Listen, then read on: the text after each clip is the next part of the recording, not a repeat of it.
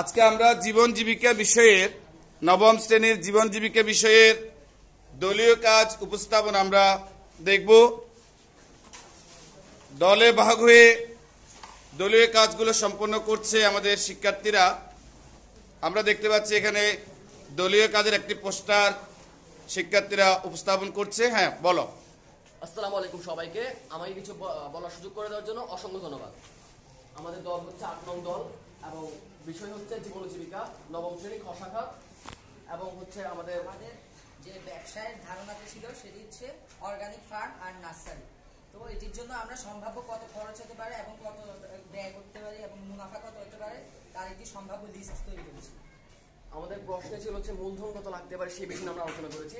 যেমন বিক্রিত চারা হচ্ছে ৬০০ টাকা, তারপর বিক্রিত চারা ৬০০ টাকা, ৪০টি চারা বিক্রি হয়েছে ১৫ টাকা করে, এক একটা চারা ধরেছিলাম ১৫ টাকা করে ৪০টি চারা। ৬০০ টাকা। হ্যাঁ, ৬০০ টাকা বিক্রি করছো। তারপর সেই চারাগুলো তৈরির জন্য আমাদের মোট ব্যয় হয়েছে ৪০টি চারার জন্য ১২ টাকা করে, ৪৮০ টাকা।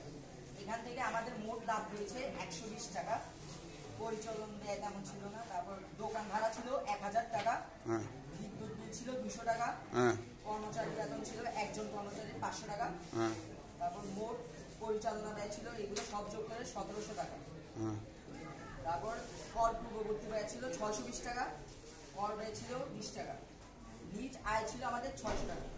আমরা ব্যবসাটির জন্য চারা বিক্রি করেছি, বিভিন্ন ধরনের অর্গানিক চারা, তারপর সবজির চারা, ফুলের চারা ছিল, অর্নামেন্টাল গাছের চারা ছিল। তারপর ওইখান থেকে আমাদের মোট মুনাফা প্রায় ৫০০ অথবা ৪০০-র মতো দাঁড়িয়েছে। তো এটি আমরা প্রথমে ছোট পরিসরে শুরু করেছি, যাতে প্রথমে আমরা যে ত্রুটি বিচ্ছুতিগুলো হয় ওইগুলো পুষিয়ে নিতে পারি এবং ভবিষ্যতে আমরা এই ধারণাটাকে একটু বড় করে সুন্দর করে বাস্তবায়ন করব। আচ্ছা, এবার আমাদের শিক্ষার্থীরা, অন্যান্য গ্রুপের শিক্ষার্থীরা এটার মূল্যায়ন করবে। তাদের যে পরিকল্পনা, এমন যে পরিকল্পনা ছিল অর্গানিক চারা বিক্রির একটা পরিকল্পনা, তারা এখানে লাভ এবং আয় ব্যয়ের হিসাবটা দেখিয়েছে। এখন কোনো একটি দল থেকে দাঁড়িয়ে বলবে এটার সবল দিক এবং দুর্বল দিক, অর্থাৎ এটার ঝুঁকি কেমন বা লাভ কেমন হতে পারে। তারা বলছে তারা প্রথমে ব্যবসাটা পরীক্ষামূলক চালাচ্ছি বিদায় এই ব্যবসা তারা পুঁজি কম খাটিয়েছে। এটা নিয়ে তোমরা যদি কেউ একজন বলতে চাও বলতে পারো। কেউ বলবে? হ্যাঁ, আরাফাত বলো।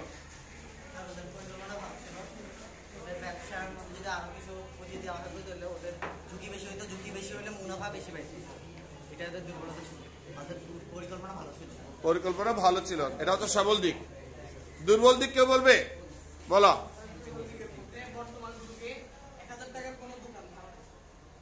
মানে ১০০০ টাকা দোকান ভাড়া নেই।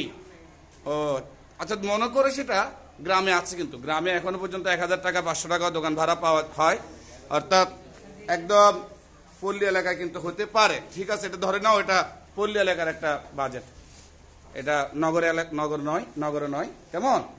আচ্ছা, ঠিক আছে, তাহলে কি আমরা ওদের জন্য একটা হাততালি দিতে পারি?